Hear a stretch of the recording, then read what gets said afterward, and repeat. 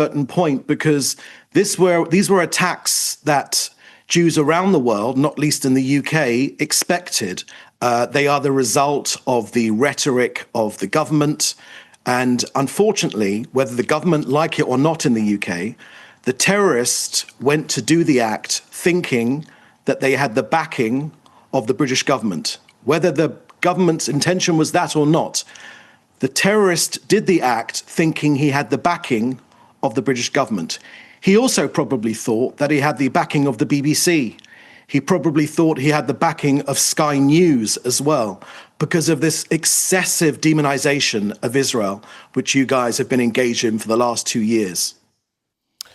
David, I really wish that we hadn't descended into an attack on the organisation or onto the BBC. I understand the point you're making, but you'll know that Sky News will reject that accusation. I'm sure the government will reject that accusation. I'm sure the BBC will as well. I do want to move on to the situation in Gaza, but just because of the comment there, the result of rhetoric, you think that this individual felt like he had the backing of the UK government? I mean, David Mensah, you know the UK government, you know David Lammy personally.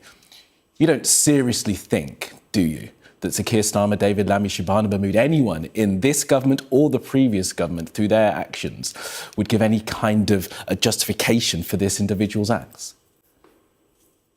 Kamali, I'll tell you how British Jews feel, and I can also tell you how Israel feels.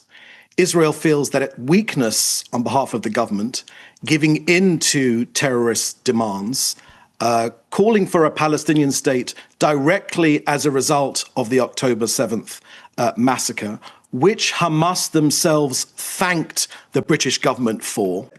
Every negotiation process. So when there is a call for there to be a cessation of fire, for there to stop to be... Well, Donald Trump said exactly that a couple of days ago, didn't he?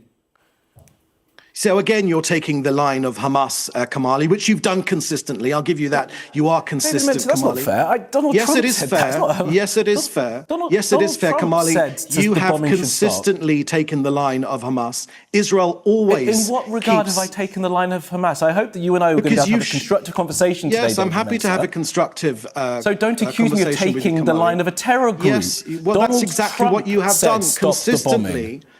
For the last 2 years, Donald you have Trump taken that said line. Israel should stop the bombing. This is not our first rodeo. We've had many conversations, and I've heard you repeat back to me Hamas rhetoric again and again. You can shake your hand if you want to.